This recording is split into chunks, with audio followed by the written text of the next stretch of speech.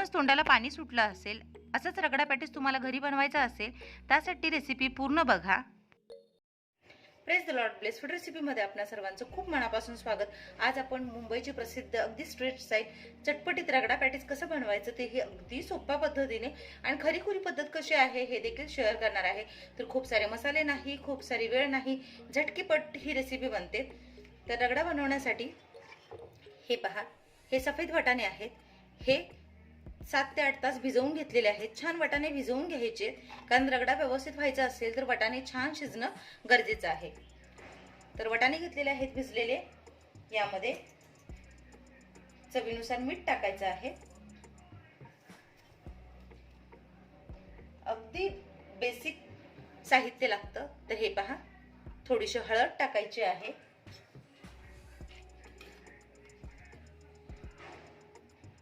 थोडेसे जिरे पावडर टाकायचे आहे आणि पाणी. तर वाटाणे छान शिजण्यासाठी पाणी वाटाणे बुडे इतपत आणि थोडंसं टाकायचं आहे. खूपही प्रमाणात पाणी टाकायचं नाहीये. जितक्याच तितकं पाणी टाकलं तर वाटाणे छान शिजतात. आणि आता कुकरला एक 5 शिट्टी देऊन वाटाणे छान मौसूद शिजवून घ्यायचे आहेत.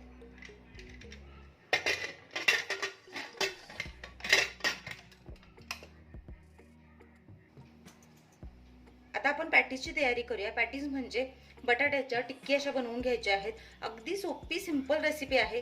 इथे उकडलेले 6 बटाटे घेतलेले आहेत. यामध्ये थोडीशी भाजलेल्या जिऱ्यांची पावडर घालायची आहे.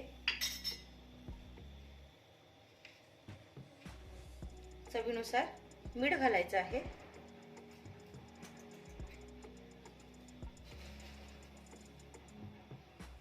बाइंडिंग साठी 1 चमचा कॉर्नफ्लोअर.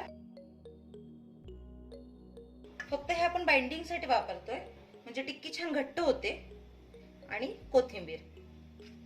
कोथिंबीर असेल तर घाला, नसेल नाही घातली तरीही चालेल. आता हे सगळं कुस्करून छान एक मिश्रण करून घेऊया. तर काही लोक यामध्ये मिरची वगैरे घालतात. तर टिक्की आणि जो रगडा आहे तो आपल्याला बेस प्लेन ठेवायचा आहे. म्हणजे त्यामध्ये खूप असं चमचमीत तिखट वगैरे नाही बनवायचं. जर तुम्हाला खूपच तिखट वगैरे आवडत असेल, तुम्ही थोडंसं यामध्ये मिरची चिरून टाकली तरीही चालेल.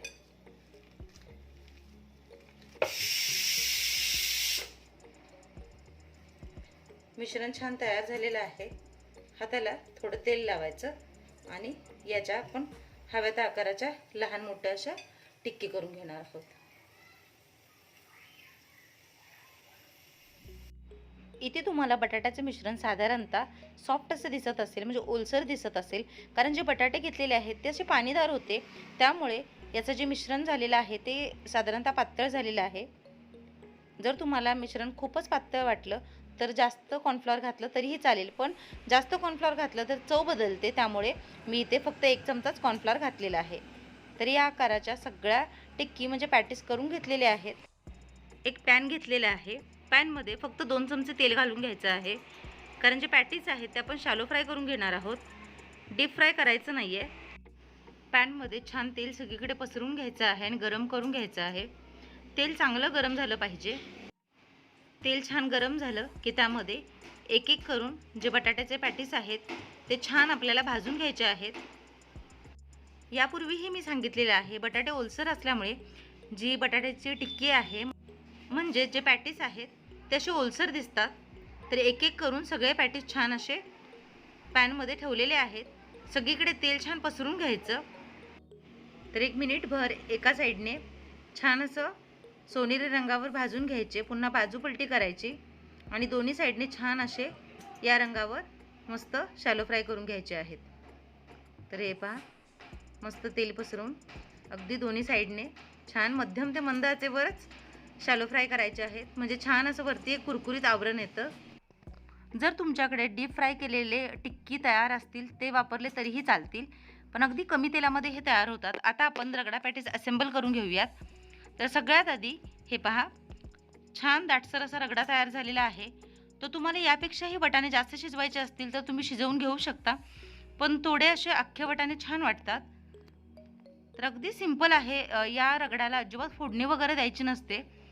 तर आधी रगडा घालायचा आणि त्यामध्ये 2 टिक्की म्हणजे पॅटीस घातलेले आहेत. तर ही चाट रेसिपी आहे त्यामुळे ही अगदी सिंपल आहे. यामध्ये जास्त मसाले किंवा असं कांदा वगैरे फोडणीला टाकायचं नाही, नाहीतर रगडा आमटीसारखा लागतो. तर हे पहा, पॅटीस घालून त्यावर पुन्हा थोडा रगडा घालायचा. इथे मी हिरवी चटणी घालत आहे. तर चाट म्हटलं तर सगळ्यात महत्त्वाचं असतं ते म्हणजे चिंचेची चटणी आणि ही पुदिन्याची चटणी. तर या 2 चटण्यांची रेसिपी देखील लवकर अपलोड करेन. तरी इथे चिंचेची चटणी घातलेली आहे. आवडीनुसार कमी जास्त देखील घेऊ शकता. तर मस्त आंबट, तिखट, गोड अशा चवीचा रगडा खायला खूप छान लागतो आणि ही खरी आणि सोपी पद्धत आहे. यावर बारीक चिरलेला कांदा घालायचा आहे. प्रत्येक गोष्टीचं प्रमाण तुम्ही आवडीनुसार कमी जास्त घेऊ शकता. इथे कोथिंबीर चिरून घातलेली आहे. पुन्हा थोडीशी चिंचेची चटणी. तर रगडा दिसायला किती छान दिसतोय ते बघा.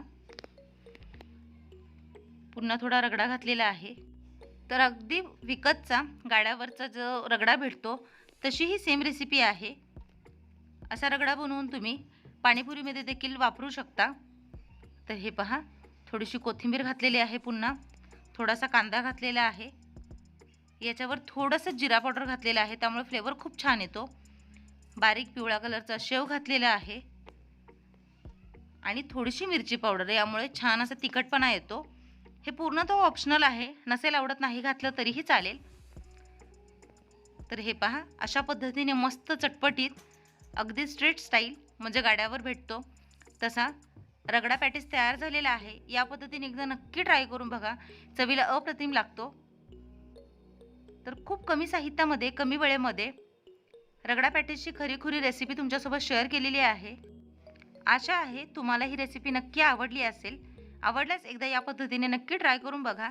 चॅनलवर नवीन असाल तर सबस्क्राईब करा, लाईक करा, शेअर करा. सगळ्यात महत्त्वाचं म्हणजे जी काही बेल आयकॉन दिसते म्हणजेच घंटी दाबायला अजिबात विसरू नका. भेटूया अशाच एका नव्या आणि पारंपरिक रेसिपीसह. तोपर्यंत स्वस्त रहा, मस्त खा, माझ्या रेसिपीज बघत राहा. आजची रेसिपी बघितली त्याबद्दल खूप मनापासून धन्यवाद.